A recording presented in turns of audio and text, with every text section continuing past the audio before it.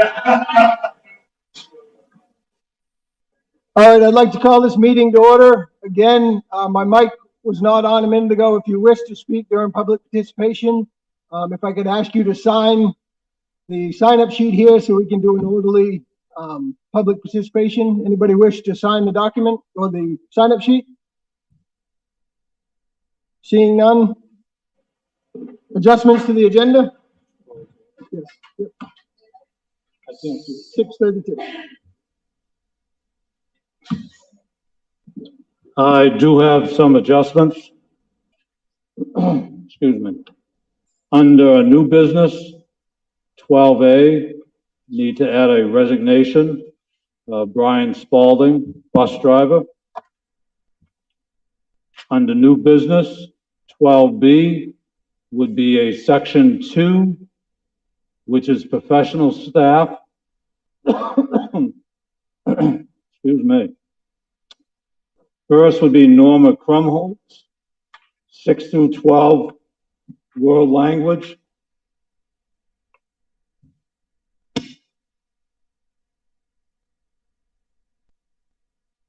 Sorry about that. She's a first-year probationary teacher. Second would be Haley, Haley, La Rochelle, Larochelle, 9 through 12, music, first-year probationary teacher. And last on the professional staff, 12B, would be Amber Krumholtz, 6 through 8, counselor, first-year probationary teacher. And then under old business, add A2, it would be the Searsport Elementary School PBIS handbook. And those are the adjustments. Motion to accept the agenda as adjusted. Any discussion? Seeing none, all those in favor? Unanimous, Mr. Downing?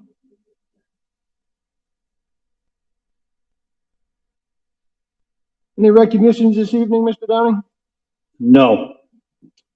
Consideration of minutes, regular board meeting, August 10th, 2021. So moved. Second. Any corrections, omissions? Yes. Correction to the minutes? I already sent a couple of typo things to the office, but I just wanted to make note of under G,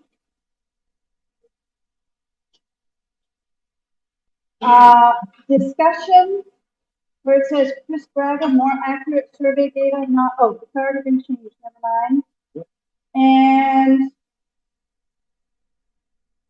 under G, again, discussion in the second part of that, where it says Chris Braga, it states a concern, but my concern is not accurately portrayed there. My concern was not about students not being vaccinated. My concern was about the universal masking, regardless of vaccination status. And you did answer my question the way you answered it in regard to what I was asking. But what I was asking there is not appropriately reflected.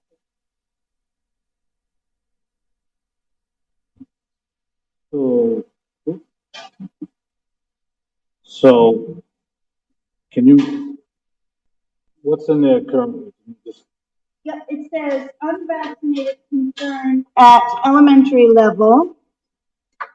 Most students are not vaccinated. My concern was not that students are not vaccinated. My concern was that the recommendation would be universal regardless of vaccination status.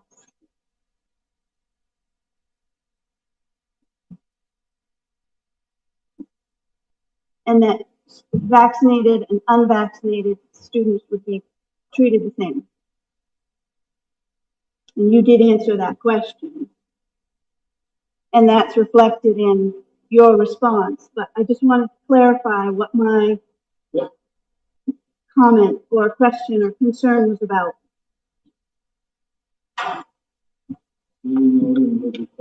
Thank you. Whoever made the motion, could you make the motion to accept the minutes as adjusted? Yes. Who seconded that motion? Second. Any others?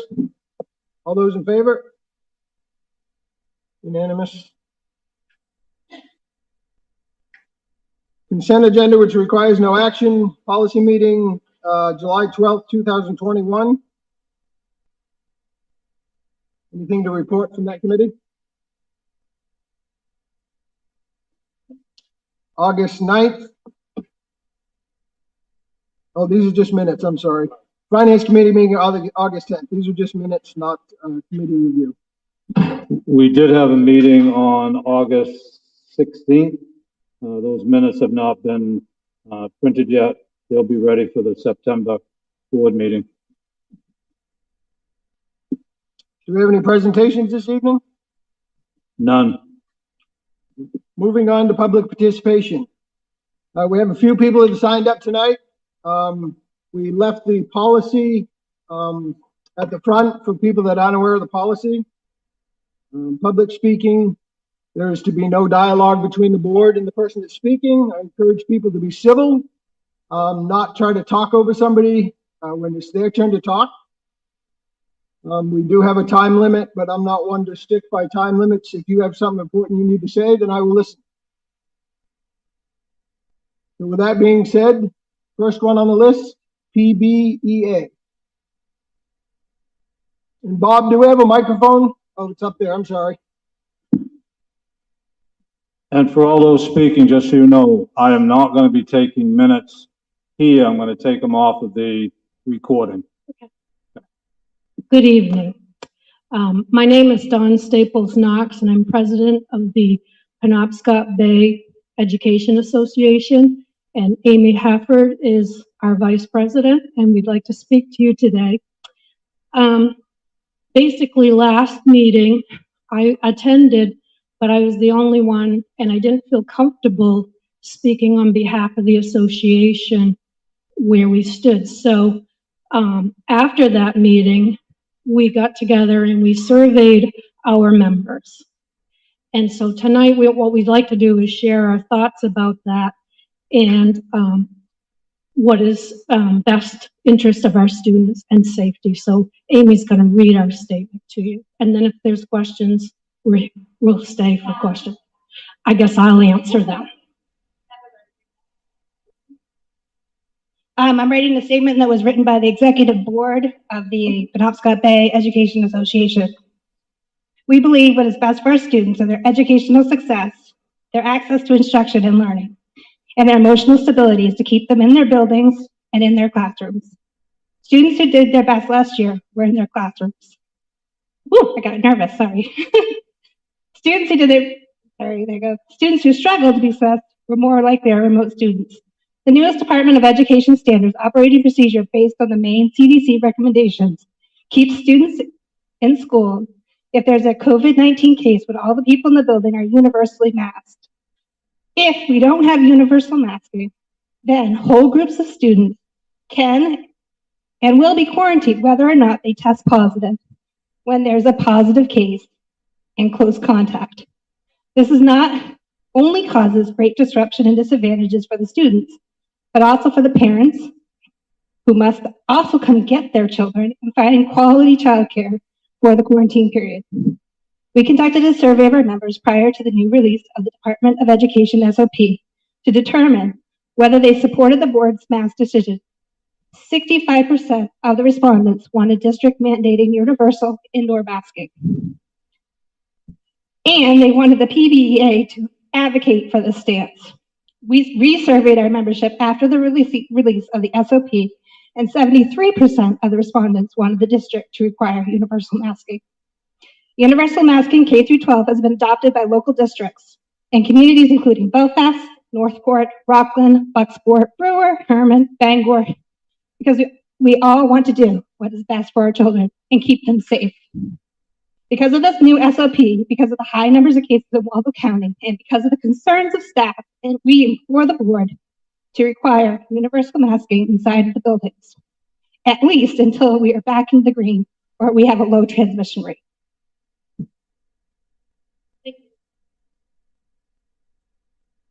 I just have one quick question about the survey. What percentage of the staff participated in the survey? 60.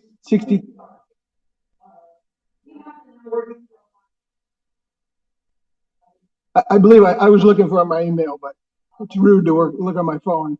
I know the percentage before and then the percentage after the SOP came out.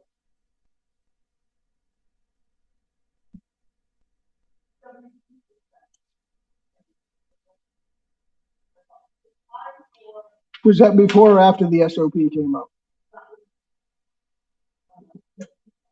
Before. Okay.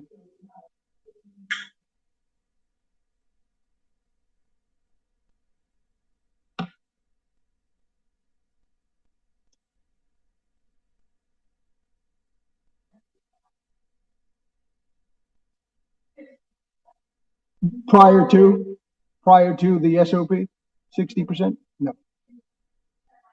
60% after.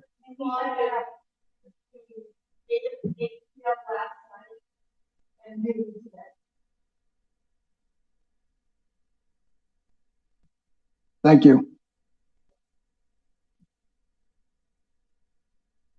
Bill Kratzman?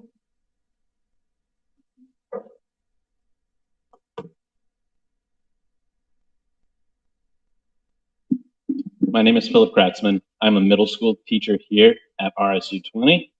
In my opinion, at this time, all persons, regardless of vaccination status, should be required to wear a mask indoors. However, a public health crisis is not about opinions, and I recognize that I am not an expert on the subject. For that, I turn to the American Academy of Pediatrics, an organization made up of over 67,000 pediatricians. According to them, all students older than 2 years old and all school staff should wear masks in school and childcare settings. Further, the CDC recommends universal masking in schools due to the highly contagious nature of the Delta variant. I recognize that nobody likes wearing masks all day, but I'm sure most people would agree they dislike remote learning more. Masking has been shown by multiple scientific studies to be effective at reducing the transmission of COVID-19. At this time, according to the press conference given today by the director of the Maine CDC, the data shows that children are getting COVID at the same rate as unvaccinated adults. They are not being spared as they were earlier in the pandemic. We need to apply what we've learned, that masking works to protect students, staff, and their families from COVID-19. And that means masking indoors. Today, I'm asking the board to trust the experts, to trust the American Academy of Pediatrics, to trust the CDC, and make universal masking required. Thank you. Thank you. Trevor Hamill?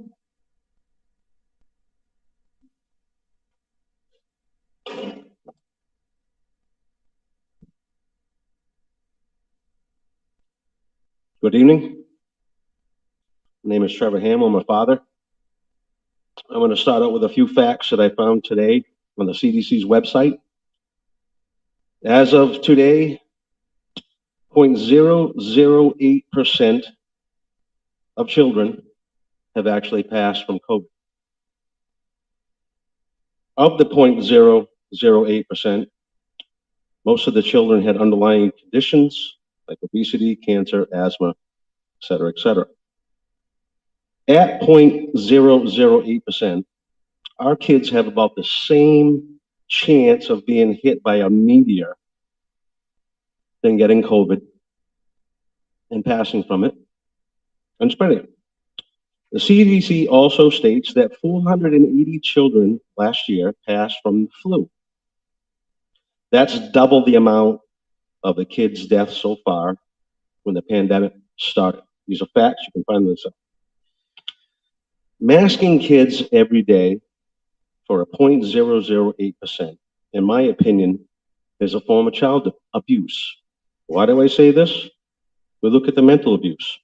Some kids had actually committed suicide because of total masking, lockdowns, not being able to go to football, basketball, sports, being with their friends. Depression. Our child, Keenan Hamill, we noticed depression in him with a mask. He didn't want to go to school. He cried every day. Not to mention, he just hated it. He hated wearing the mask. And what about their immune systems? Sorry.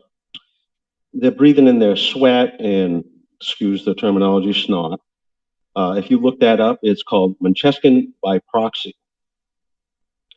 And it's a scientific fact. Our son was constantly sick last year. Fall, winter, spring, he caught everything except COVID, but he was sick all the time. I've never seen him this sick before. Masking children every day is teaching them what? To live in fear that everybody's sick. The air is sick. Everything's toxic. It doesn't make sense. Not everybody around is potentially sick, and the air isn't toxic all the time. This, in my opinion, as a parent, would be like sending your kid to school every day with a football helmet on in case he may fall or hit his head. It's the same idea. I know I see thousands of people a week in my business. I know many, many nurses. I know 4 nurses personally that tell me the media is blowing this up way out of proportion. There isn't these many people in the hospitals with COVID. They are short-staffed, and that's why the hospitals are overrun. My cousin is a CEO of a hospital. There's nobody above her. And she says the same thing. The whole COVID floor has 1 patient at the time. If we all believe the media, where are we going to end up? I'd like to ask the people here, do you believe that masks work and keep you safe? Do you believe that the shots, I don't even want to say, the vaccines, do you believe they work? If you believe that they do work, then you yourself can wear a mask in school, wear 2 masks, wear goggles, wear a face shield, whatever you need to do to make you feel comfortable around these children. But then you will be protected. In my opinion, masking these kids should not happen. I feel it's a form of child abuse. Many parents have told me that their kids suffered in reading. Some kids were pulling their masks down because their glasses were getting fogged up because they couldn't see to read and they were getting yelled at. This is not working. Our kids suffered last year because of this, in my opinion. I don't think it should happen. I still believe it should be a parent's decision on whether children wear masks or not. Thank you. Thank you. Josh Tree?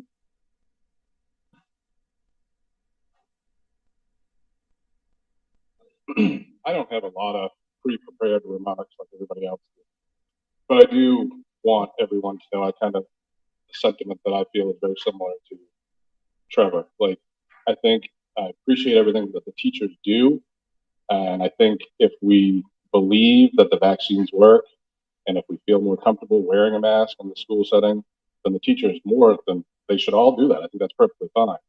But for my 3 children, I can only say that the mental side effects, the constant mask wearing, it became very, very difficult for them to continue to go to school.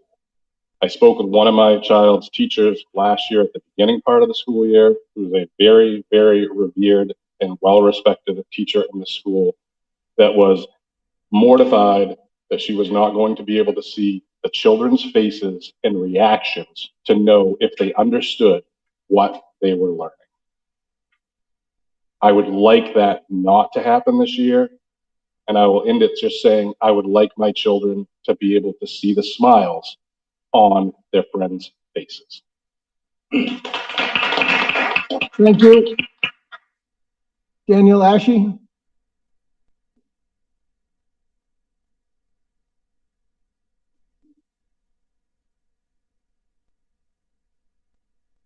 I as well completely agree with his comments and Josh's comments. And really, those are all the things that I came here to say and to reach out to you folks about. It's all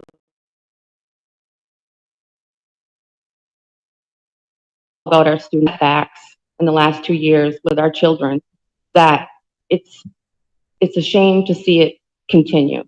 If you don't feel safe, put your mask on. If you feel comfortable, don't. But there's no more time for seeing our kids come home crying if they're coming home from school. There's no more time for seeing these kids when you come home from work, or if you don't have to work, struggle all day long to get to where they need to be.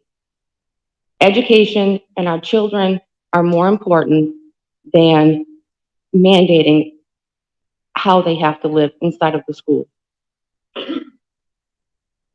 Thank you. I believe is this Melissa? Or Melina? Can't quite read the handwriting.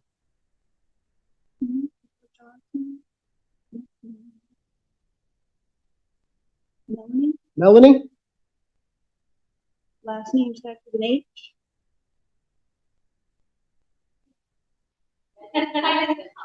Oh, okay. John, I believe it's Matola. If I mispronounced that, I'm sorry. You did better than a lot, dear Mr. Bagley. Thank you for the opportunity to speak before you, Mr. Speaker, Mr. Superintendent. My name is John Matola. I have 2 boys in the school system, and just talk about a couple of things. First of all, we don't really want to debate the science and the facts. I believe that masks do reduce respiratory particle transmission, but there's been no proven case studies that it actually reduces transmission of the virus. Publications are making an indirect correlation when they do that. What we do know is that vaccines work, and they are reducing the number of cases, the number of hospitalizations and everything, and I'm sure that nearly every person in here has been vaccinated for their own health and for the health of everyone involved. Unfortunately, our children cannot be, but we're now asking them to mask up for a disease that does not impact them, and that's not fair.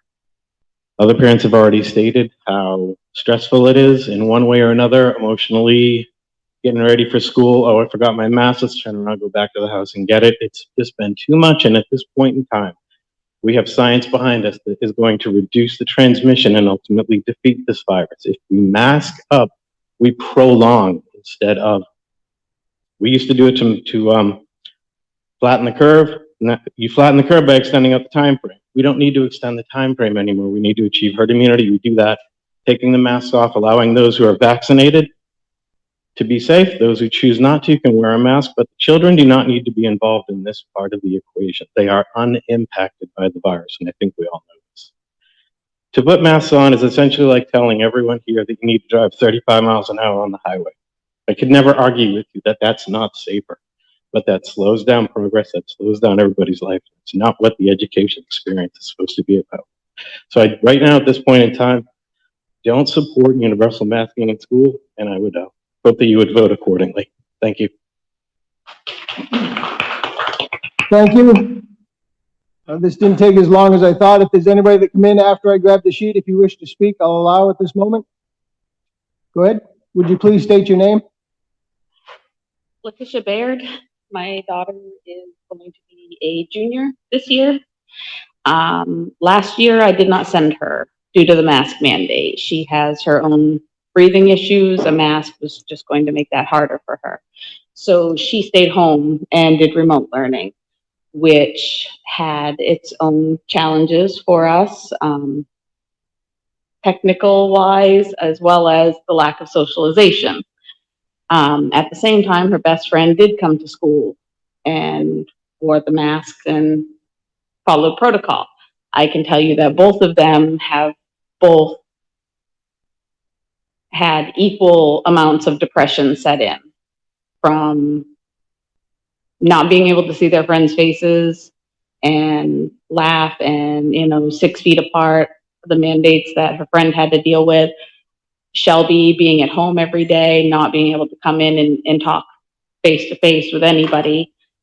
But when talking with her this year, knowing how bad she struggled last year with depression, and I mean, it was bad.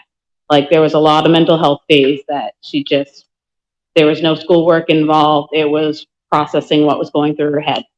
And now she would rather do remote learning again than to have to try and come and wear a mask, just due to her own anxiety. Just like myself, I have not worn a mask, a shield, or anything this whole time due to the fact that with my anxiety, I cannot cover my face. And my daughter has that same thing. Like, you hyperventilate, you can't even get past the point of putting it on your face. Even thinking about it amps you up. So I wanted to come down and let people know that, I've had in-depth conversations with my daughter about this, and she would still rather be at home and only socialize on weekends and through Messenger and whatever, and have online classes than she would to walk through the door and try to wear a mask for 6 to 7 hours a day.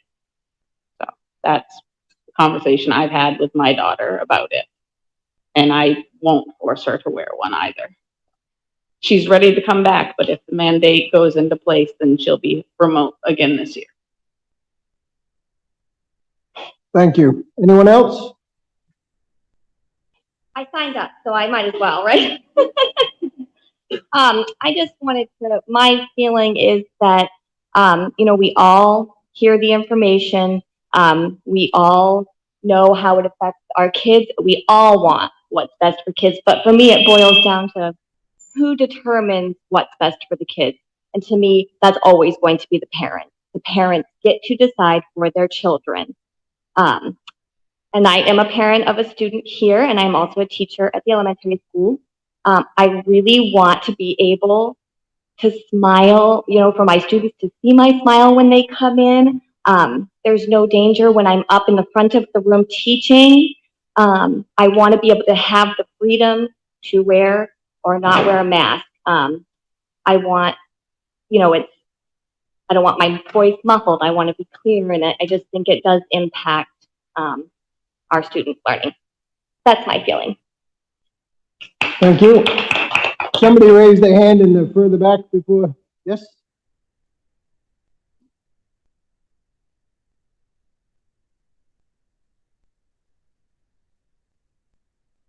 Hello, my name is Lori Lindyberg. I'm a math teacher at the high school here, and it's a pleasure to be here speaking to you this evening. I wanted to say I support the science and believe that we should be following the CDC recommendations. My primary job, and hopefully I teach the math, but my primary job is to keep students safe at the school and hopefully keeping me safe at the same time. I just want to make sure people understand that the reason I think the in-person learning worked so well this past year is because we were in masks. We were allowed to be 3 feet apart. That allowed me to have group work. It allowed me to have students working together and communicating, working on projects, etc. 6 feet apart is a very different visual, very different experience. And so for those of you who are worried about the isolation, think about what that school day is going to look like when our students are 6 feet apart. I do support masks in the school. Thank you. Thank you. Seeing no one else, we'll move on. The item is, oh, I'm sorry. Hi, I too am a teacher here at Deersport. I work in the middle school. This past year, I'm moving to the elementary school, and I just want to say, because I think my voice needs to be heard too, I think we need to follow the recommendation. It should be parent choice on whether or not our students wear masks, and I think that teachers need to make their choice as well. We're adults, we can make our own decisions, and their parents are adults and they make their child's decision. So whatever it is, I think if the government mandates it, then that's one thing, but for the school to help parents what they need to do for their child is another thing. Thank you. Thank you. Last call. Thank you, everybody. Moving on to superintendent's report. Superintendent's report is included in all the agenda items. We'll be going over those. We have no committee reports this evening. There's none on here, but I can report on policy if the board. Go for it. So we've had a couple of policy meetings. I don't have my notes handy, but I believe on the 9th, we took no action because all of the things that we discussed were procedural. And we did discuss some changes to job descriptions which have been made. And we looked over those at our most recent policy meeting on the 16th. And again, on the 16th, there were no actual decisions made by the policy committee. Everything is still in that procedural range. And so we're just moving along, working through different policies. We did look at policy GCO at our last meeting. And I believe next time we will be looking at, I'm sorry, I don't have my notes in front of me. Let me see if I can find them quickly. This caught up to me. So we will be looking at policy GDO next time with a possible amendment. We reviewed GCO and we're waiting on the PEPG committee to revise that based on negotiation meetings. And we also reviewed EFE, and we'll vote to adopt that at our next official meeting. This last meeting was unofficial due to attendance. And our next meeting will be September 13th, where we will vote to approve job descriptions, vote to accept the revised EFE and GDO, and look at the evaluation forms that have been or will be drafted. Hopefully I got all of that. Thank you. Are we meeting right? We have a buildings and grounds coming right up. We have a meeting will be scheduled in September. Any questions on policy committee? Seeing none, moving on. Old business, consideration approval of the Searsport Elementary School Handbook and PBIS. I get a motion? So moved. I'll second that motion. Any questions, discussions? Anything you found in the handbook that didn't fit your needs? Seeing none, all those in favor? Unanimous. B, consideration of approval of the Searsport District Middle School High School Handbook. Again, these were sent to you. Entertain a motion. So moved. I'll second that motion. Again, anything stand out to anybody they wish to discuss or change? Seeing none, all those in favor? Unanimous. Consideration of approval of Searsport District Middle School High School Athletic Handbook. Same thing. So moved. Second. Same question. Yes? Oh, I don't have a question. Oh, you was voting? Yeah. All those in favor? And then old business of D, 2021-22 CD site guidelines as of August 24th, 2021. Mr. Downing, would you like to go over those CDC guidelines and recommendation and the current status of our community?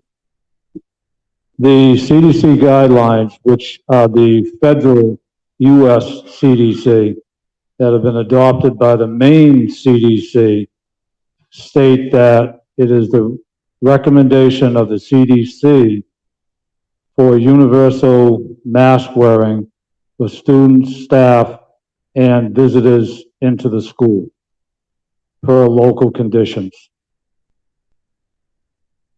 And that is what has come out. It was recommendation versus last year's CDC, which was required. And what is the current status? Is there a status update in Waldo County? The status update from the CDC, from the Maine CDC, was that Waldo County has gone on a downwards cycle, so that they've gone from high, which is red, if you go onto the CDC site, down to substantial. And those statistics will come out. Josh, help me with that one. That's every night by 8 o'clock. So that's where they are right now. So this is up for discussion for board members? Yes, that's why it's on the agenda. The board last meeting on the 10th of August voted on a motion not mandatory per CDC guidelines, which is what I read to you, the word recommendation. And the motion specifically said not mandatory. Does anybody wish to speak?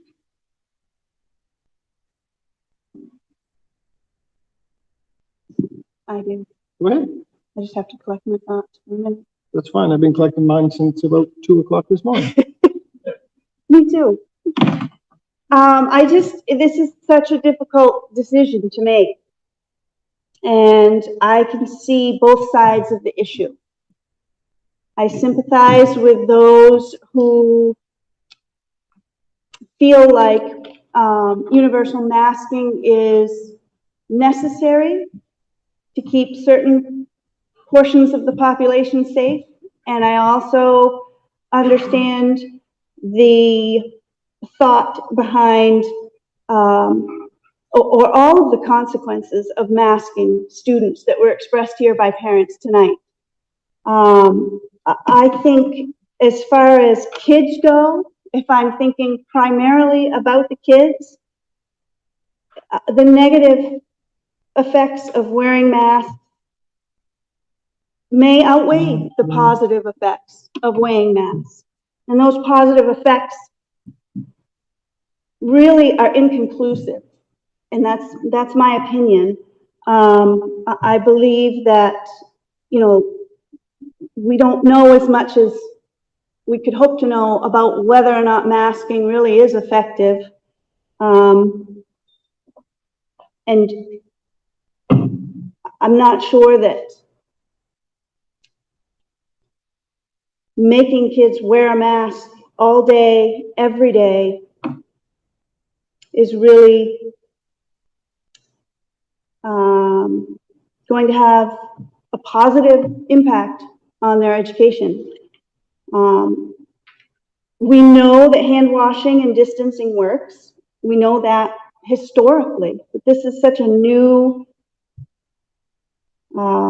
disease that we still don't even know really what the consequences of mask wearing and or even vaccination are. So it's a very, very difficult situation for me to make, and I'm sure for everyone else to make that's sitting here at this table, because we just don't have conclusive information. We do know what the negative effects are on kids. And we do know that probably, you know, masking, there may be some effect there, but again, that's inconclusive.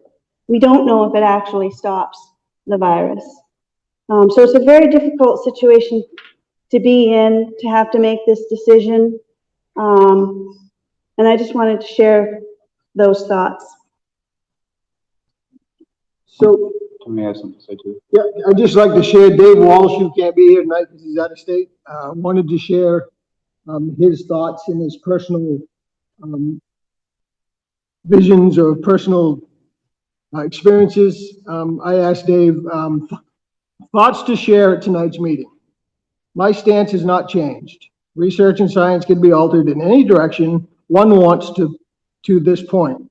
That is my professional opinion.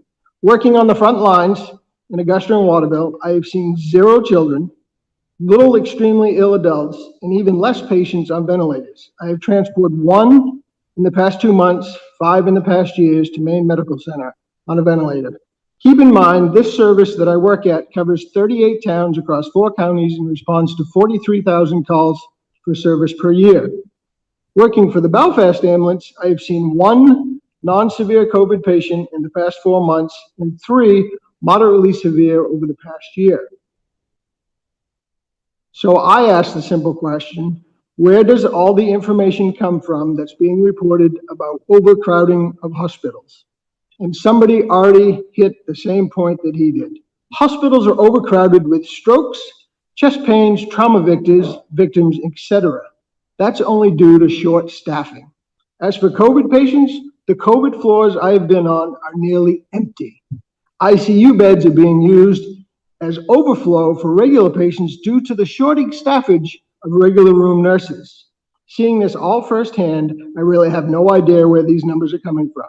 This is the main reason why I have not changed my stance from the last meeting to this. He asked me to share that, so I did. Josh? I think it's important for people to understand that regardless of whether or not we decide to keep our decision the same, if things do go south, Mr. Downing has the ability to immediately mandate masking. That's something that he has the power to do, correct? If that has to happen. If it's provided by the board. Right, that's what I mean. We have the ability to turn this around on a dime. So if things do get out of hand, we're gonna keep an eye on this every day, correct? As an administration in the school district, we're gonna have our eyes on this every day.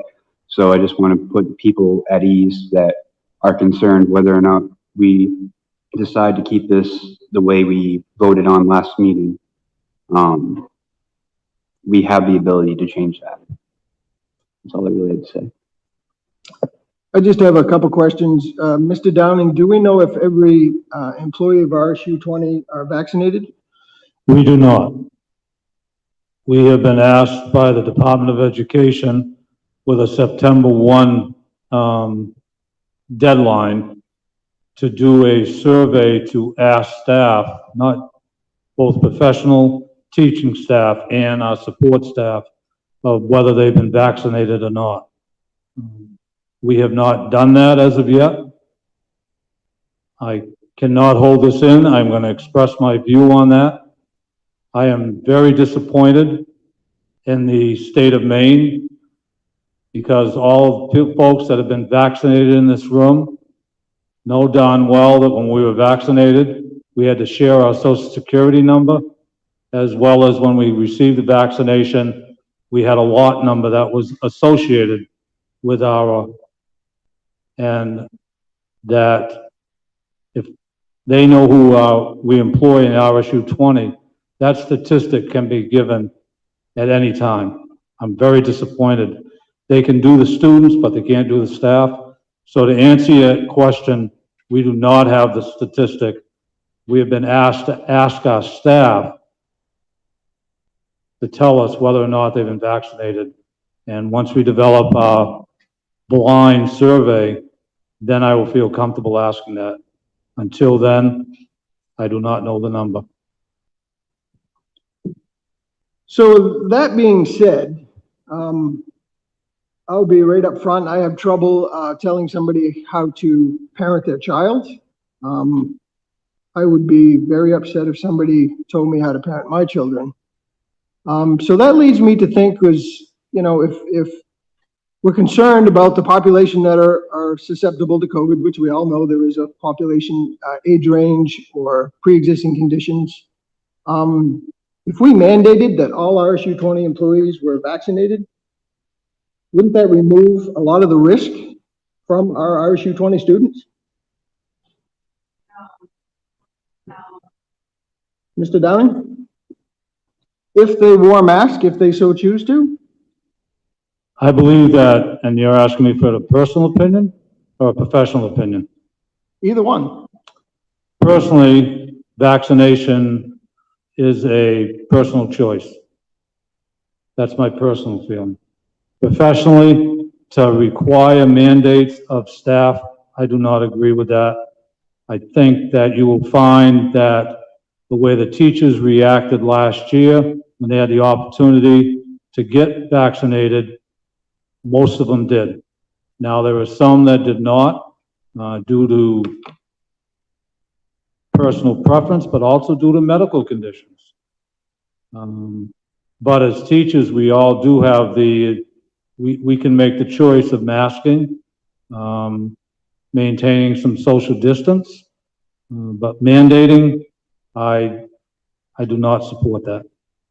So we don't want to, or we feel uncomfortable mandating vaccines for employees, but we have no problem potentially mandating masks for hundreds of children. And that sounds like rules for thee, but not for me type of attitude. The recommendation that the administration has made to the board is that we follow the CDC guidelines, which is a recommendation for universal mask wearing. It's not a requirement. That allows decision based upon the choice, in this case, of specifically talking about parents. And in your professional and personal opinion, what is your recommendation as superintendent to the board?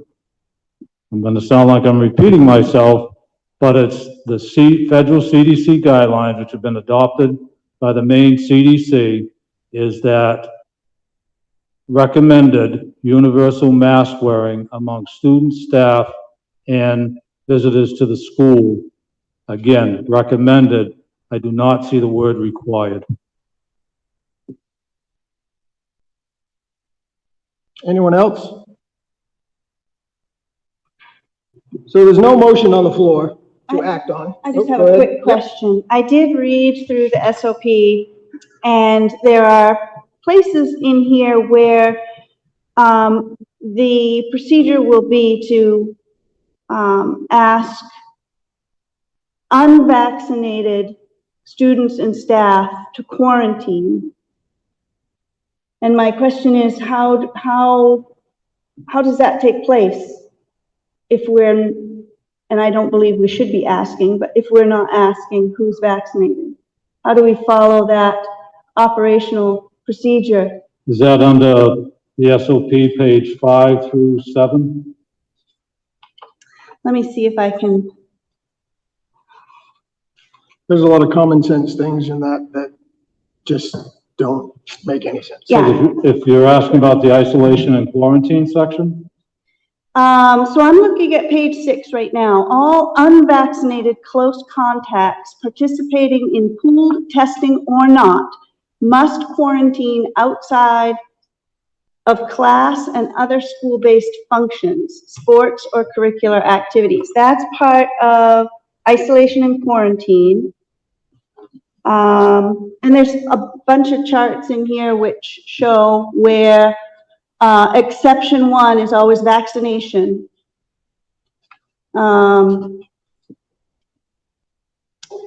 So the assumption is unvaccinated would be the opposite.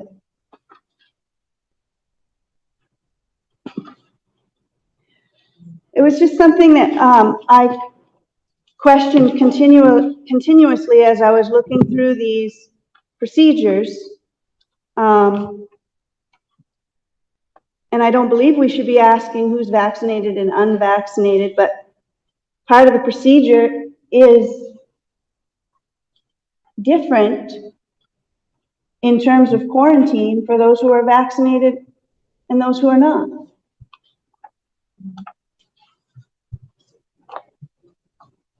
So we're going to discuss the SOP on further on the agenda. Okay. I kind of wish we'd have moved this part of the agenda to after the SOP. But it didn't come in that way, and I didn't have the forethought to change it. So does anybody desire to make a motion? I motion to keep masking recommended, not mandated or required. Do I hear a second?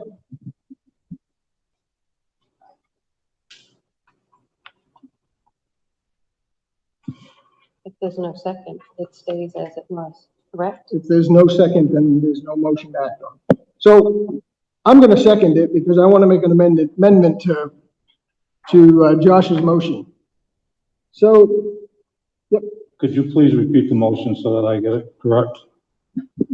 I recommend that masking be recommended, not required by the school district per CDC guidelines.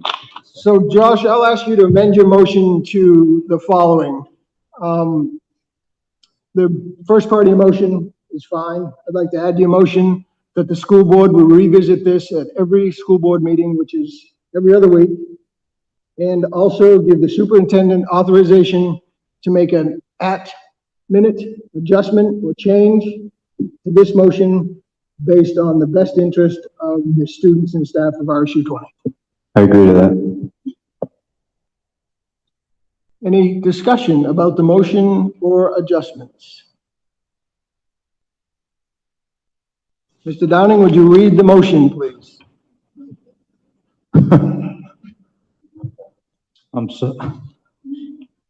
You're gonna have to fill in the points because I'll reread the motion. I might be the oldest person in this room. I can't write that fast, so. So the motion was made by Josh to not mandate, but follow CDC guidelines for recommendations of mask and not a mandate. I changed the motion to require the school board to visit this at their meeting the second and last Tuesday of every month, but also give the superintendent authorization to change the guidelines on masks at any moment he feels as though it needs to for the safety of the school, for its staff and students. And just so you as board members know, once you give that authority, you don't get it back. So if something changes next week, if we vote to continue this motion, if something changes next week and he has a decision, you cannot do anything until the next board meeting. I recall that we covered this in the last board meeting, and I believe the Don said, and you asked in public session, should something change, we'll revisit it immediately. So we left it to parents' choice. So I'm a little bit confused as to why you're bringing it back this way, because it's already covered technically as parents' choice, like we said at the last board meeting. So my only concern with waiting until next board meeting is we all know things can change in either direction rapidly within the 2-week period of us not having a board meeting. I understand that, but we gave him permission in the last one, and Dawn asked right outright, are you going to visit this immediately and make a decision should it change? Am I correct?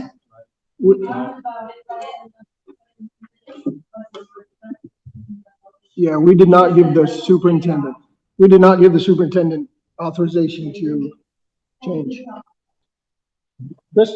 There's been 2 changes to the motion from 10 August. In 10 August, the motion was no mandatory masking and to follow the CDC guidelines.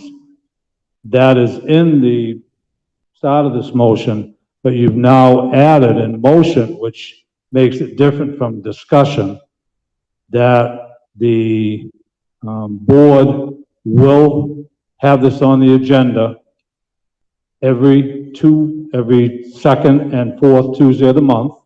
So it has to be on the agenda for discussion, which then allows public discussion on any agenda item. So that's one big change. The second is you are now saying in the motion that the superintendent has the authority to make a change depending on what's happening. Those are my words, but that's what the motion is saying. That's what the Those motion are two technical changes that are big technical changes. That's what I'm saying. That's two big changes. It's a new motion. I'm sorry, that's a new motion from 10 August.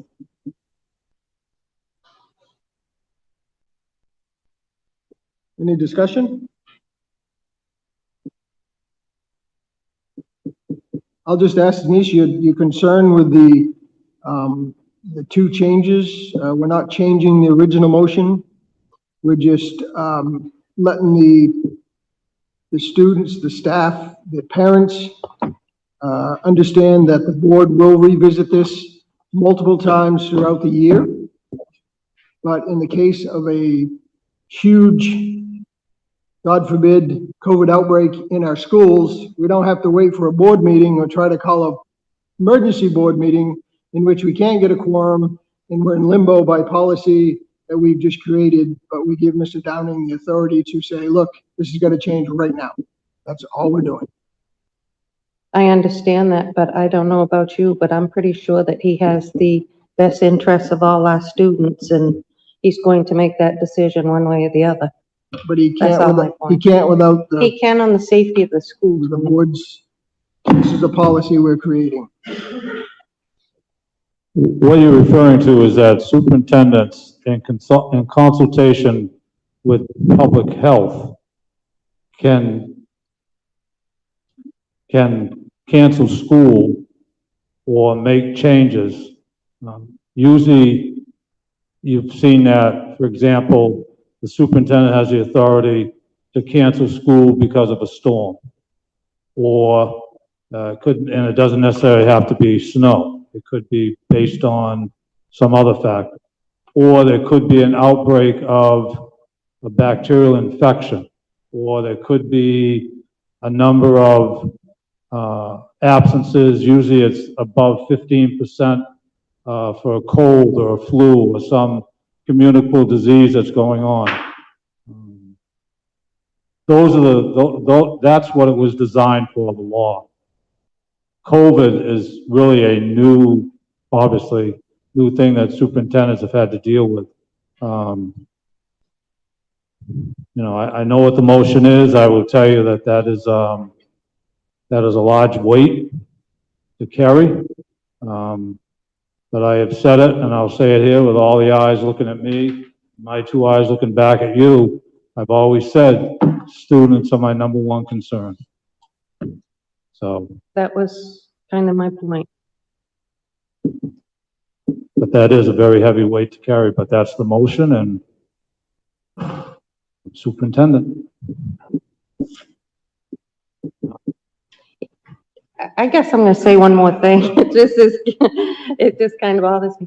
I would think that as a board that we would realize that something of this extent, and if there was a breakout of whatever it is, it could be whatever, that we don't need to sit here as a board and say, geez, Mr. Downing, you got to call us first before you make a decision. This is COVID, and if there is a breakout, I'm pretty sure he knows he has to do what he has to do, and to put it in this terms kind of is out there to me. I'll respond to that as well.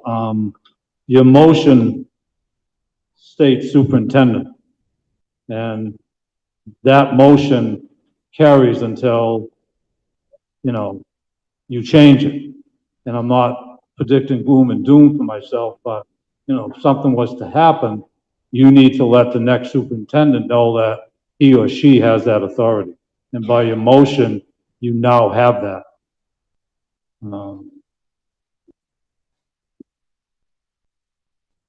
Anyone else? Again, not that I'm planning on going anywhere, but I think that's important for people to understand that superintendent, it's not Chris Downing. I really think that we need to look at this before we make a vote on it. I think if you want to put it on the agenda, everything and look at it, but I do not think you need all that in there. So you can ask Josh to amend his motion that I amended, if you so desire. It's up to you guys, but I think you're. What does it actually hurt having it in there, though? I understand it's a little bit redundant, but it's not hurting anything being in there.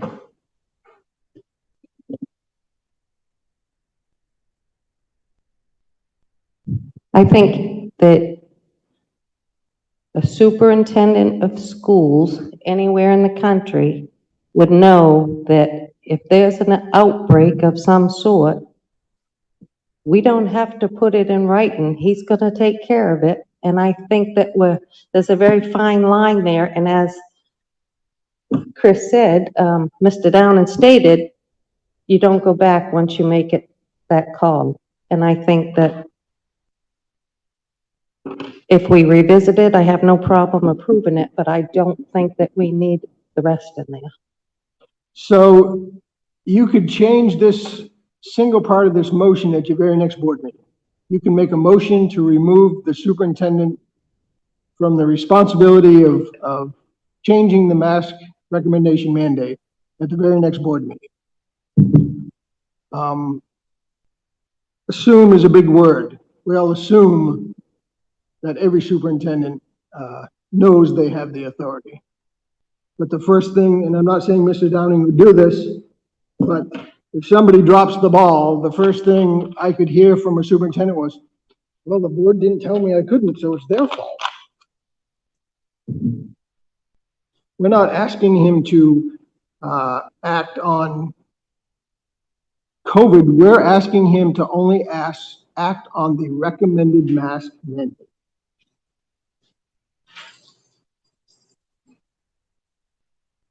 And I'm telling you that I have enough faith in him, or we all should have enough faith in him to believe that when the call comes out, that he takes care of it. Either that or we're paying bucks for anybody that can't handle a situation. That's their job. I wouldn't think that we'd have to put it in writing for this. Mr. Downing, your preference, would you rather have approval from the board, or would you rather have just assume that you have the authority? I would want approval from the board.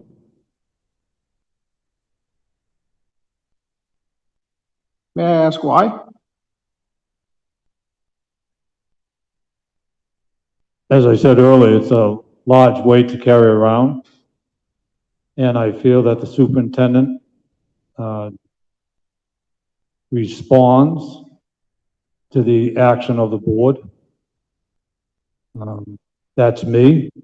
But like I said, you could have the situation where if this motion does not go forward or goes forward, what if there's a change in the superintendent that's sitting right here? Again, I'm not saying that's going to happen. Please don't take that the wrong way, but then a new superintendent, whether it's a few years down the road, a few months down the road, something happens, it's tomorrow, the superintendent has been given the authority by the board to make a change. And what you're talking about is you're basically talking about recommended versus required based upon conditions that are happening within Stockton and Searsport, which is part of Waldo County, obviously. Chris, did you have something you wanted to say? You reached for the microphone and then. Well, I was trying to remember if we had, it seems to me like we had a similar motion last year, but maybe that was in regard to closing school. it didn't have anything to do with masking at that time. But I believe we had a similar motion last year that gave superintendent authority, like Denise said, which he already has, but we still made a motion around it. That was based upon the color codes that were in place last year. If you remember, I believe it was every week, then it became every 2 weeks, that if a county went red, that it was directed to be closed. School system would go to fully remote. If it was yellow, recommendation was to go to hybrid. If it was green, then we operated. And then they changed that midstream, which is never a good thing to do something when you change it midstream.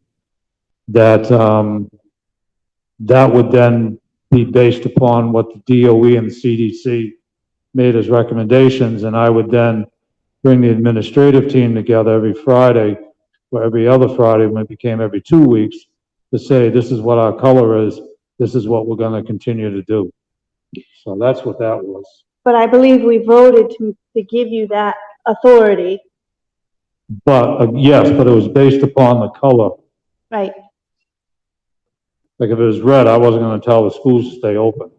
So Because that's when we had, if you remember the first outbreak that we had in October, I think it was, we went from green back to hybrid. Is this vote different from that in regard to, I mean, we don't have, I mean, it has to do with masking versus closing schools, but Correct. it is different. It's the same type of authority. I don't know, what do other people think about that?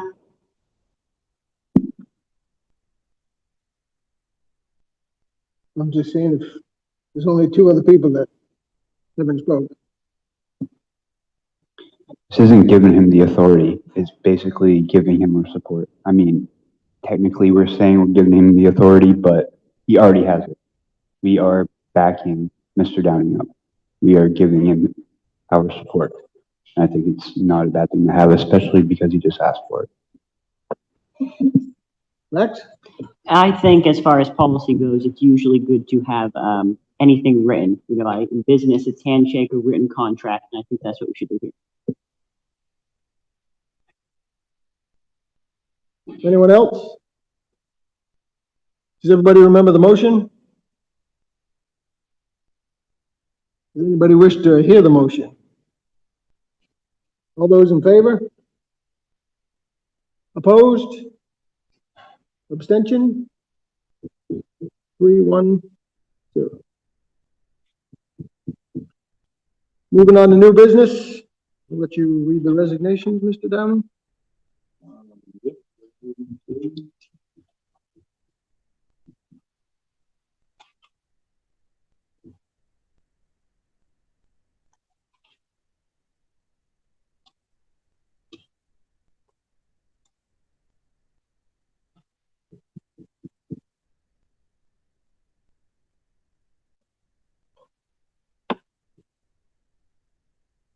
We have 2 resignations. The first one is listed on the agenda, and then we had to make an adjustment. Linda Taylor, Special Ed Tech 3, has resigned due to personal reasons. And the other one was Brian Spalding, bus driver. He has resigned to await approval for a position in a neighboring town on the highway department.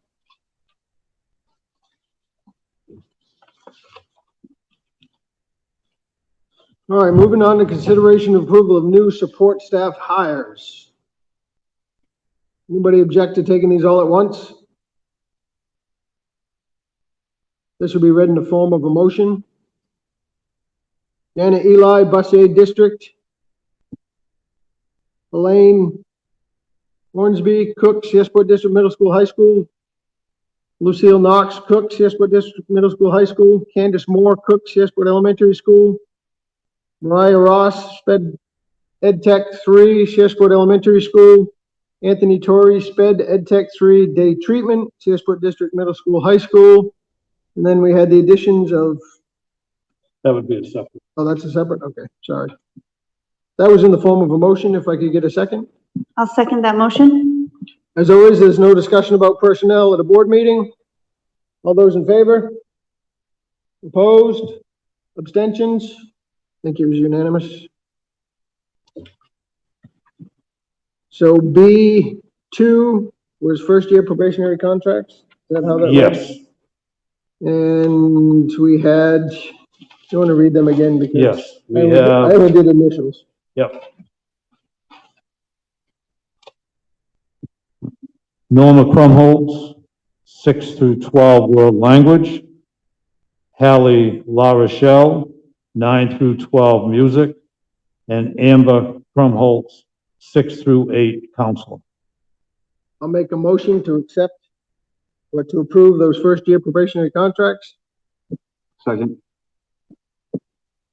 All those in favor? Opposed? Abstentions? Yes. Discussion of federal ESSER number 3 ARP grant projects. I believe you was all handed a, You turn your mic on. Okay. It's my hearing. It's probably not on here. oh, it's on the screen? It's on, okay.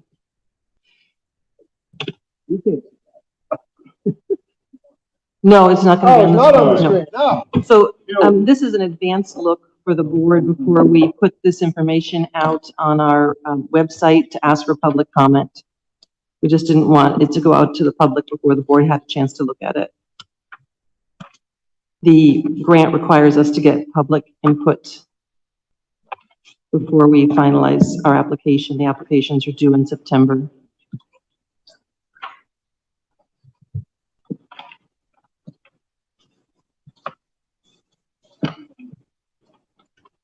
that one must be mine. Oh, no, there it is.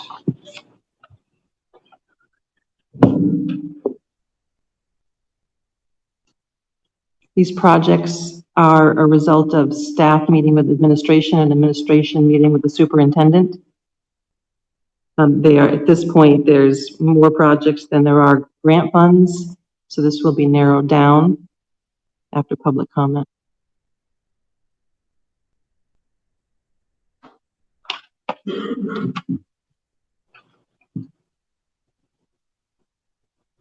Anybody have any questions?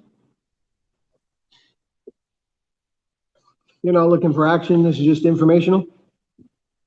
Right, by the American Rescue Recovery Plan or Rescue Plan, which has been known as E3. We have to have the board take the first look at it, and then we'll post this on our website for comments that would then be looked at. I do have one question. Is there a budget breakdown on this based on cost items per center? Like it just, there's no cost listed. Correct, that is not something that we have to put for the public comment. However, the projects and public input in terms of if they had other ideas in mind for these funds or if they just wanted to comment, we will gather that information. So what you're saying, if somebody requests that, they can get that information? I'm sorry? So what you're saying is if somebody wants to know the breakdown, we can give them that information? The application will be, once we make the application, it will be public. Okay, but, so what Max is asking is we have no idea, for all I know, all these lines could be $1 and the playground basketball court could be 1.85250. So after public input for comment, and then we will prepare an application, and the application will be made available on our website. And will be And reviewed. the amounts will be available on the website. Okay, thank you. So I do have a couple of questions. I noticed that streaming of board meetings is on here. Don't we already do that? There's additional IT equipment that is needed, and I'm not sure of the details of it. I don't know if Bob wants to speak to that.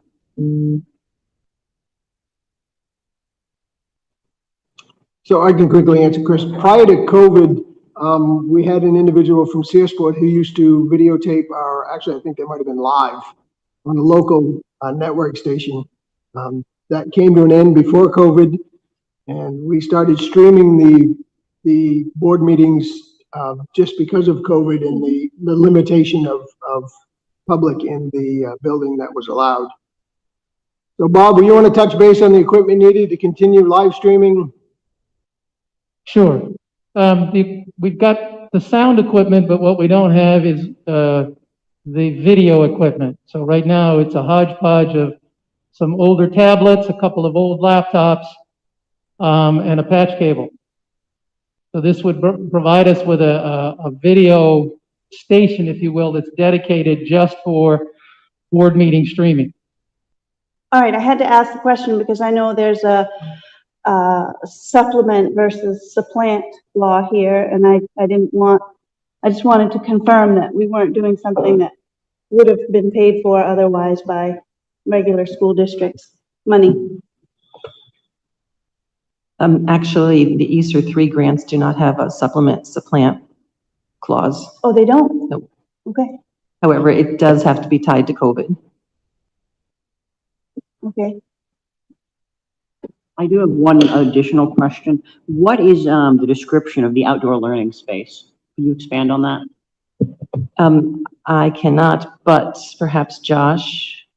So in our discussion, looking at outdoor learning space.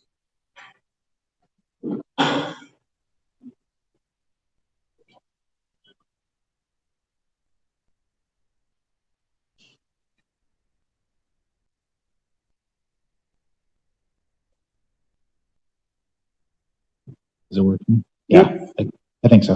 In our discussions about looking at outdoor learning spaces as a way to not be in the school if there were high levels of transmission, we were looking at taking some of the areas we had out back and building general purpose outdoor learning classrooms. It also goes in line with the grant and the space leased to us with the Coastal Mountains Trust as a precursor to go out there and do some of the site work there to have a classroom on site. I think that's a great idea. One final question, I'm so sorry. As far as the laptops go, would this be a replacement to the MLTI grant from 10 years ago, or would this be just supplemental funding for the Chromebooks? That must be a question for me. MLTI is continuing. So the 7th and 8th grade MLTI laptops have already been ordered for this year. We've been reimbursed from the state. MLTI is the main learning technology initiative for 7th and 8th grade students. So these laptops are not MLTI. These are laptops for the other 10 grades that don't have MLTI.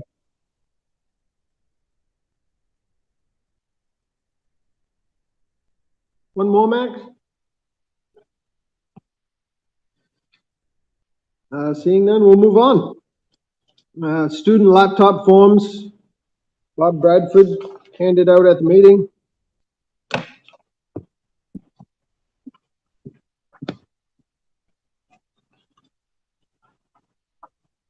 So you should have two forms in your packet.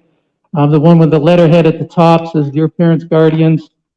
That's our typical accidental damage coverage letter that we send home for all students. We've made one modification this year. In the past, we asked parents to submit a $25 fee for laptop accidental damage coverage.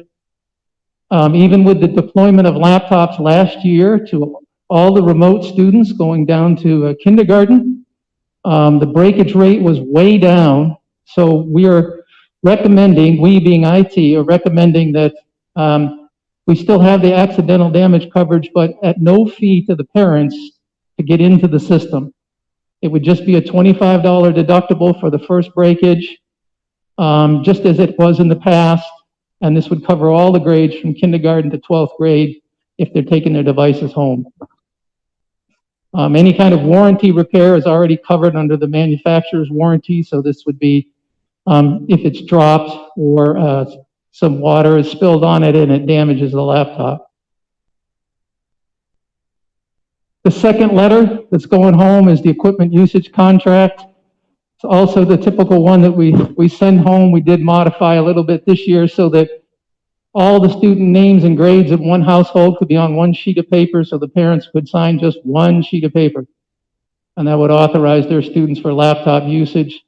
It'll make it easier for the parents to get the paperwork back in, and it'll make it easier for us to track.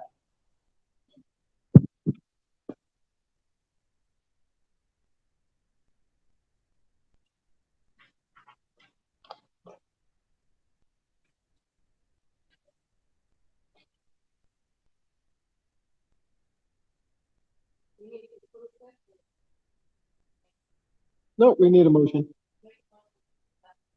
I'll second that motion. Any discussion? Seeing none, all those in favor? Unanimous? Thank you.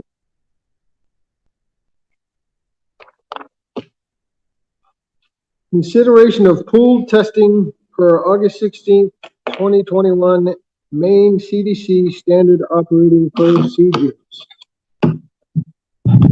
Referring to the standard operating procedures, which the revisions came out on August 12th, and we had met on August 10th. You hadn't had a chance to see this, nor did we as administrators until it came out. On that, there is now more concentration on pool testing, and I'll give you a quick explanation of that. Pool testing is where you would, I'm going to use one example, where you would take a class, let's say grade 4, that has 15 students in it, and 5 of the students' parents opt out of pool testing, which means that they don't want their child to take the swab and rub it in their nostril and then put it in a common vial, tube, or whatever you want to call it. Those samples would then be sent out and would be PCR tested at, I believe it's a laboratory down in Massachusetts. And if the results come back negative, there would be no further testing for that week. If it came back with a positive test, then I gave you a chart, and if you looked at it, if there was a positive test within the pool vial, all members tested would then be tested individually using the Abbott Binex Now Rapid test. If the Binex tests do not identify any positive individuals, then there would be no need to quarantine. If they came back that you did have a positive test, that positive test would then be isolated, and depending on the standard operating procedure, which has exemptions, the theory behind the pool testing is that instead of those 9 other students having to be quarantined, they would be able to stay in school. The one positive would be sent home for quarantine for 10 days, and those 5 that chose not to be tested due to opting out would then have to also quarantine. So the design of this project was to keep kids from having to be quarantined, keep them in school. When this first came out last year, it was really designed for large school systems that were having a lot of outbreaks. Smaller school systems, as we did in RSU 20, chose not to get involved with that.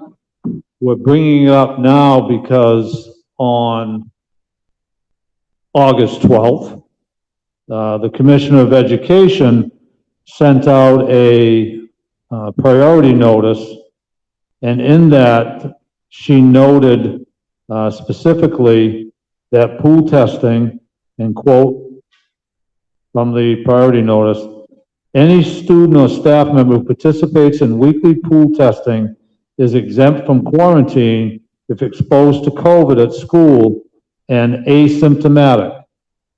And then the final statement was, this is a great option for non-classroom school exposure.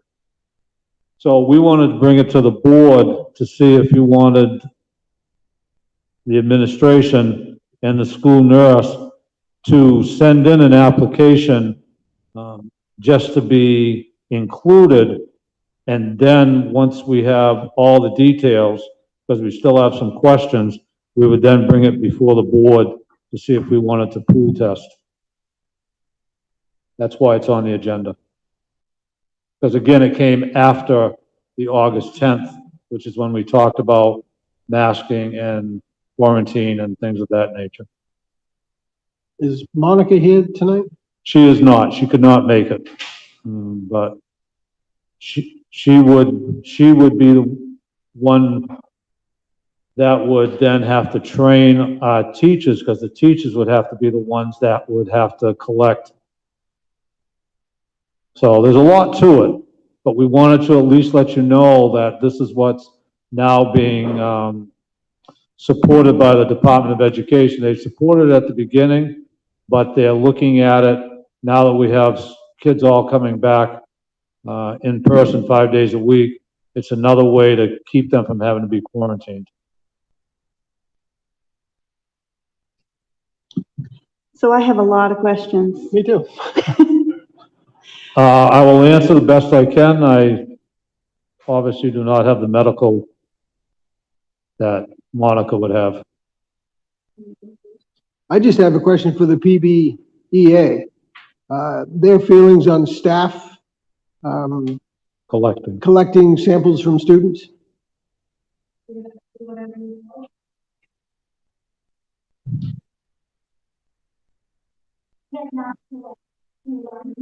Okay. Right. Yep. And what we're asking is, do you want us to at least put the application in, because more schools around the country, not just Maine, are starting to do this, and ultimately, will they have enough? So we want to get the information, but we're not going to go forward if people are uncomfortable with this. So I have a question about the procedure. Mm-hmm. Fourth grade, student 1 test positive from the 10 samples collected. If the parent opts out, we cannot test the students that opt out, correct?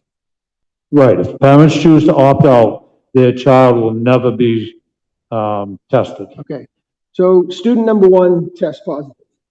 Out of those that opted in? Out of those that opted in, out of the 10 kids, 1 tested positive. After they do the second, after the, Right, because in the first one, you won't know who they are. right, when it comes back, it says that there's a positive test in your sample. Right, so then you test all the kids in that group again With, to find out who the positive, I guess I should have, you test 10, you get a positive, you come back and you test those 10 to find out who the positive is. correct. Correct? You could have, But they're saying the other 9, because they tested negative, don't have to quarantine, correct? that is correct. So Based upon the SOP, page, now I know I didn't have a superintendent's report. Been reading this, on page 5, there are exceptions. Okay. You want me to read them to you? I would. Yes, okay. Close contacts must quarantine for 10 days from COVID-19 exposure from school and school activities, except if at least one of the following conditions applies to close contact. 1, the close contact, staff or student, is vaccinated, and if the exposure occurred more than 14 days after the individual's completion of the vaccination series. If the exposure occurred after vaccination, but prior to the 14 days, the close contact must quarantine for the full time period. Or number two, yep, Can I just ask number one? yep. So that doesn't make any sense to me because it's already been proven that vaccinated people can pass the virus. I just want to say that about that one. Go ahead. Or number two, the close contact, staff or student, has a previous positive COVID-19 test result, molecular or antigen, collected within 90 days of the exposure. So what they're admitting there is somebody that's already had COVID has natural antibodies that prevent them from contracting the virus. Next. Or the close contact, staff or student, participates in weekly school pool testing and the exposure was a school exposure. So that one, how do you prove the exposure was at school? Or number four. So many holes in this that it's crazy. This last one, I think, is the one that really gets me. Go ahead. The school has a mandatory masking policy. If so, then an exposed classroom student does not need to quarantine from regular school day activities when the student close contact was at least 3 feet from an infected student, laboratory confirmed or clinically compatible illness, provided that one, the school enforces consistent and correct use of well-fitting masks, and two, no direct physical contact occurred. So, how long are elementary school recesses? And how many do we have a day? How many do we have a day? Okay, so by CDC guidelines, their guidelines, exposure is a 15-minute period within 24 hours. Students are not required to wear a mask on the playground, correct?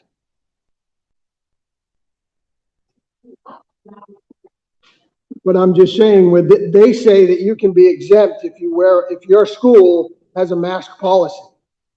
But even the mask policy allows them to take the mask on outside. And when a kid's going to have close contact? On the playground. When is the virus probably going to be transmitted? On the playground. But yet they exempt them if your school has a policy on masks. That makes no sense to me. No sense. Those five things, what things don't make sense? What we are doing is we are being transparent in that the SOP and the letter of priority notice from the commissioner specifically looks at pool testing.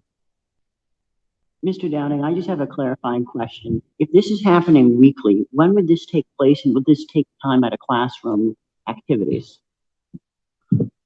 That would be A, up to the teacher, and B, it would take time away.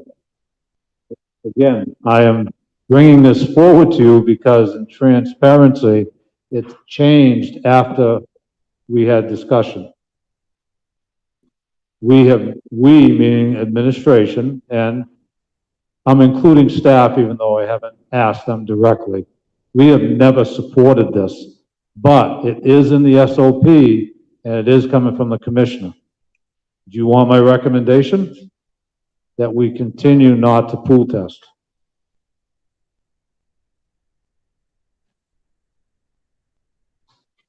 I see way too many holes in their theory and I don't quite get it. But anybody like to make a motion? Or do you have questions? I'm sorry, Chris. Well, I do still have questions. I'm just trying to formulate those questions. I've heard the superintendent's recommendation, but you brought this here and initially asked us for permission to, or if we wanted to apply. So are you asking for permission to apply? Because that conflicts with what your recommendation just was. My recommendation would be not to be a pool testing school, but the application would then get us into the, what's the word? I can't think of the word. Would get us into the, somebody help me with the word. I can't think of the word. Get you on a list or in the queue? Would get us into the list, and, you know, we could be the 1,501st school to apply. They may only have 1,500 pool testing to be part of the program. So I'm trying to understand what the benefit of pool testing is. It looks like there might be benefits for individual students who participate, but I also see that there's going to be a lot of time spent on this, and that's going to require kids and teachers being out of the classroom, and that's going to affect everyone. The way it's being promoted, Chris, is that it could keep kids from having a quarantine, which would then have to have parents home with their children. They could be in school. That's how it was promoted. And again, I'm being transparent because it is going around the state right now. I don't know what the number in the state is, but it's under 100 schools right now.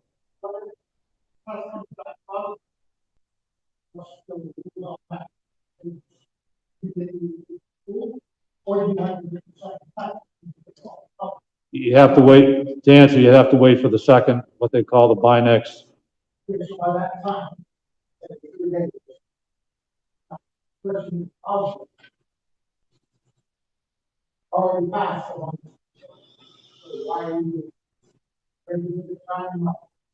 Again, you heard my recommendation.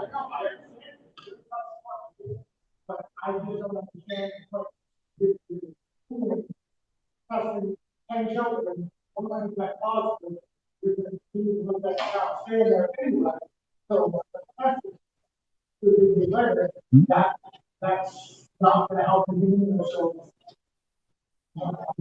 Yeah, well, we all are venturing down that road, because, yeah.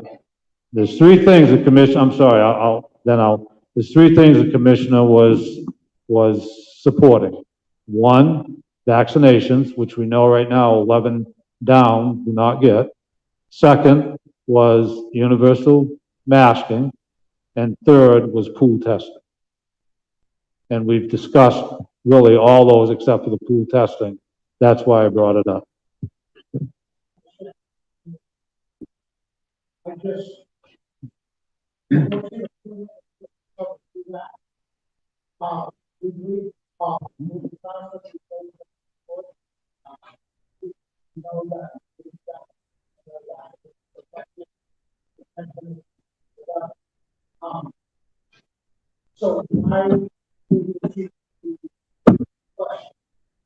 The reason I brought it up, and again, I think I might be able to answer that, is we took action on 10 August. This came out on 12 August, as did the commissioner's priority notice. So the board hadn't been made aware of the standard operating procedure changes, or where the commissioner was sort of leading the DOE. So I brought it now so that when pool testing comes up, we've discussed it. And it is very confusing. It does take time. And I said on 10 August, if you remember, that I didn't support it then because, you know, having kids having things, you know, in their nose to test them can cause other issues. So this is more, again, transparency and information that came after our last board meeting. I'd like to get Monica's thought on all this. I motion that we table this until the next board meeting. Motion on the floor to table. Ready your second? I'll second that. Discussion? Justice, Chris, have any more questions? No, I guess not. I just want to, before we vote on this, I just want to make something clear that Mr. Downing said something that reminded me. Even though this board voted this evening to recommend and not require mask. If there is a mandate that's handed down by the DOE, the board of directors' hands are tied. Just so you know. Anybody else on the tabling of the motion? All those in favor? Unanimous? Thank you. Yeah. Consideration of RSU 20 transporting to the Waldo County YMCA. That is on the agenda because we are trying to provide more after-school activities beyond athletics. And also, we're looking at, if you looked at the E3 list, after school at the elementary school, because we have, we're an all Title I school. We find that sometimes our middle school kids do not have access, and some of them could go over to the Y, but the transportation's not there. So we're asking the board to consider if we can, excuse the way I'm going to say this, if we can provide transportation, because we're going to be down some bus drivers, as most districts are, to be able to provide some transportation over to the Y, because it is Waldo County Y. And I know that both Searsport and Stockton, the towns, pay some financial remuneration over to the Y. So we give some of our kids an opportunity to get over there after school, and potentially we could look maybe at some other things down the road when it comes to the Y. So it's, again, it's trying to help out our kids. That's why it's on the agenda. So do we plan on taking them and picking them up and taking them home after? No, they would be brought to the Y, and then it'd be the responsibility of the parents to be picking their children up. So when we was in the large RSU 20, this was a discussion because it's something that MSAD 34 had always done. Parents would drop their kids at the Y, the RSU 34, MSAD 34, and they still do an RSU 20, would send a bus to the Y to pick up those kids and distribute them to the schools within the city limits of Belfast, whether it be the Albert Stephen, the middle school, East Belfast. And I think this is something we really need to look at, for the simple fact is there's not much childcare in Searsport and Stockton. It is also cause for a lot of superintendent agreement requests, as most of the childcare facilities are located in Belfast or Searsmont or stuff like that. I also think it's a service not only to the parents, but to our kids. There's a lot of kids nowadays at a young age who go home until their parents get home. And that's typically when kids get into things, and I'm not talking about the stuff at their house, but they get into things and get into trouble, and because they have nothing else to do. I think it'd be beneficial for them physically, mentally, and it also provides a service for our children that I think we should do. I think we need to give them the opportunity to go to the Y just like the rest of the Waldo County students do. So just a clarification on this. Tony, you talked about parents dropping their kids off at the Y and buses bringing those kids to school in the morning for like pre-care. Correct. The Y has before and after childcare. So, but this specifically states to Waldo County YMCA. So I was thinking it was an after-school care piece. Can you just clarify what your intent is, Mr. Downing? My intent is, if the board is supportive of this, we as RSU 20 would then have to go over and discuss this with the Y. Because my understanding is that the afternoon program is different from the morning program, that the morning program involves a cost factor. So what I'm looking for is, if the board is in support of this, then we would we, meaning RSU 20, would go over and start talking to the Y about being able to do this. So right now, we're talking about transportation costs and things of that nature. And the Y may not be able to accommodate.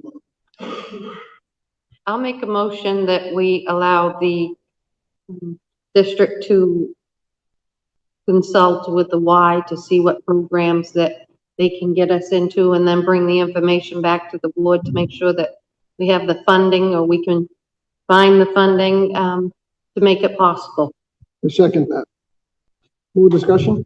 Yeah, I would like to see some information on how many students would take advantage of that if it were offered, and what the cost would be. So that would be part of your exploration of this opportunity. Okay. I just had one clarifying question. What would the frequency of this? Would this be daily? Yes, it would be daily.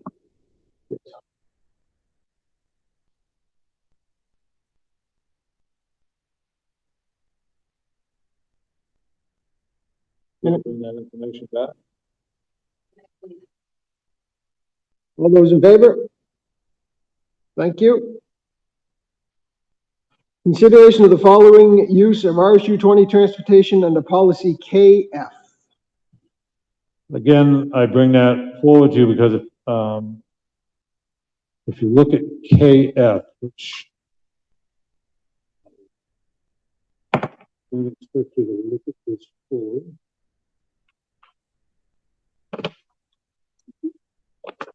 KF in the form KFE is the community use of school facilities. Currently, there is no transportation on that because it does say school facilities. There is a policy which is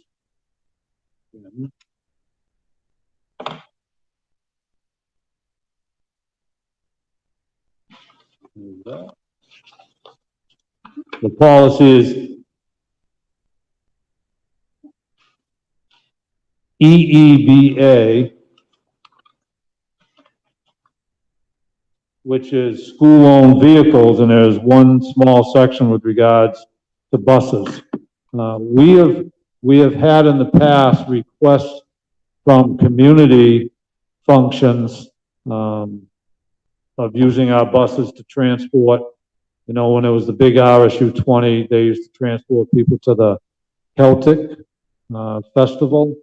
There was a time about 4 years ago, there was a function in Stockton that needed buses. And what we're looking at is the ability to provide requests if somebody, because we have had a couple of requests to use buses on the weekends. Matter of fact, one of the requests has come from a family wedding that would involve transporting people from the Islesboro, Lincolnville area. And they asked if RSU 20 could provide a bus. My answer was, currently we do not have a policy on that. But if the board looks in and approves something like that, that they would have to pay a transportation per mile rate that we have, as well as that would be overtime for our bus drivers, because it would be a bus driver from RSU 20 that would be driving that bus. So that's why that is on the consideration of whether or not you want to start allowing transportation requests, which obviously would be required information. We're not going to make it available just for the sake of making it available. So in terms of liability insurance, what does that mean? Our insurance currently covers liability for the use of school buses for non-school functions. And then my other question has to do with overtime for drivers. This would provide an opportunity for them to earn overtime. Yes. And then the cost would cover that overtime. Oh, yes. Okay. Not I gonna just wanted cost to us any clarify money. that. And No. the mileage rate would also cover, you know, like if you're a truck driver, you get paid by the mile. So we would charge at a rate of ever how many miles we put on the bus during the transportation. And it would only be our bus drivers. We would not let our buses go to people who have a bus license, or it is only to our bus drivers. They're gonna have to adhere to our guidelines, or we're doing it for them, not for us. So.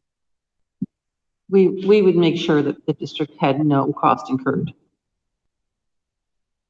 And I'm sure, Mr. Downing, when the policy is created, there'll be some sort of written agreement, whether it be a contract or, I mean, this is just a simple vehicle use request form here, but nowhere does it state cost for damages to property and where our buses will go and won't go, and the driver has full say in. It would come back, it would come to the policy committee.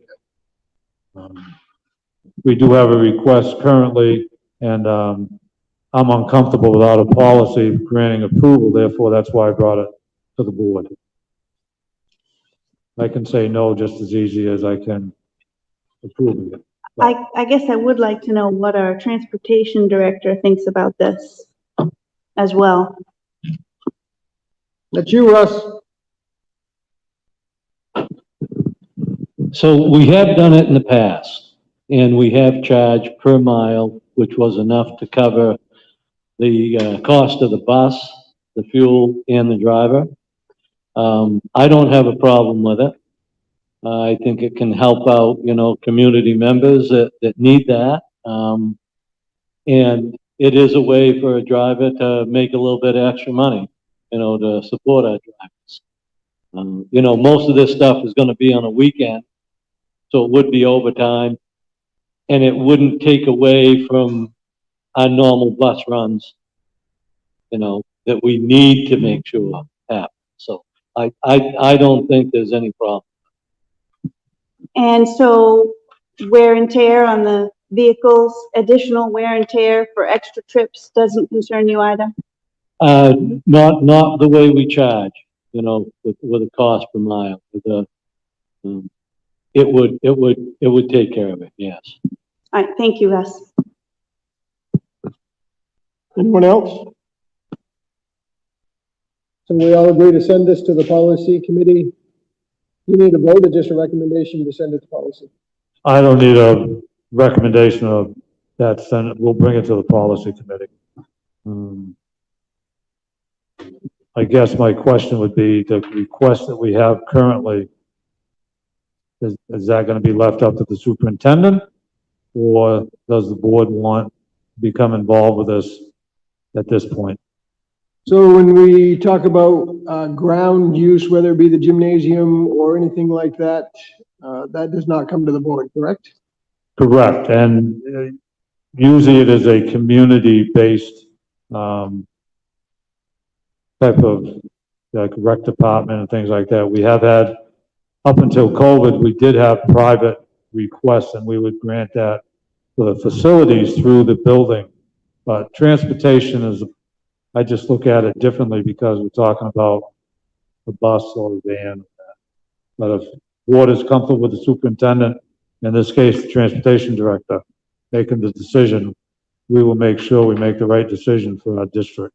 So when it's the facility, are we requiring that it's maintained by our staff? We have our own employees here, whether it's just the facility or not? Yes. Okay. When somebody uses the facility. Yeah. When somebody uses the facility, we have a custodian here. And the reason why I'm asking is I noticed that you want to go with cards for the doors, but in the past, we have so many people with keys to the building. So I want to make sure in the future, because of safety reasons, that we have an employee here working at all times if we rent the building out. Yeah, for somebody to use a building, they have a building request that goes through the building principal. And then that's turned on to the superintendent and then forwarded to me. At that point, I make sure that we have a custodian assigned to the event, whatever it is, whether it's here in the cafetorium or the gymnasium or wherever. That way we have somebody here with security to close the building up afterwards.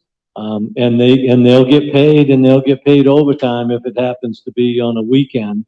Most events in the evening, are done before custodians get done, about 10:30 at night. So nighttime custodians can, swing through, make sure things are all right during their regular shift, and there's no extra cost at that Right. point. But if it would go later than custodians' normal hours, then we would have to make sure that they're covered. Weekends, we always charge for. Yeah, and I know that different facilities, whether it's CPR courses or not, and other facilities, they haven't got a custodian on at night, and they have decided not to give keys to, they want an employee here, so I really believe that we should have an employee here at all times. Yeah, we have events sometimes that we do have staff members who are involved with it.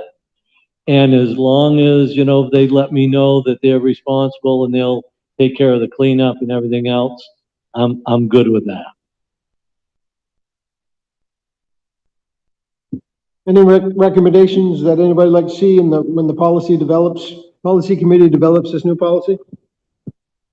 The only thing I would ask is that we add the same thing that we have in schools and facilities, alcohol, illegal drugs, tobacco, weapons, and stuff like that, not be allowed on our school buses, which may deter a lot of people if it's for a wedding event. We all know sometimes alcohol can lead to stupidity.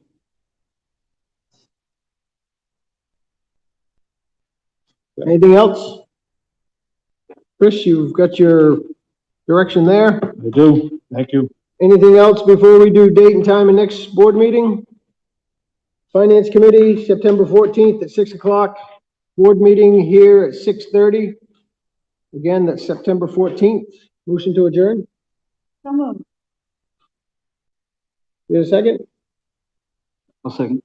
All those in favor? Thank you. 8:29.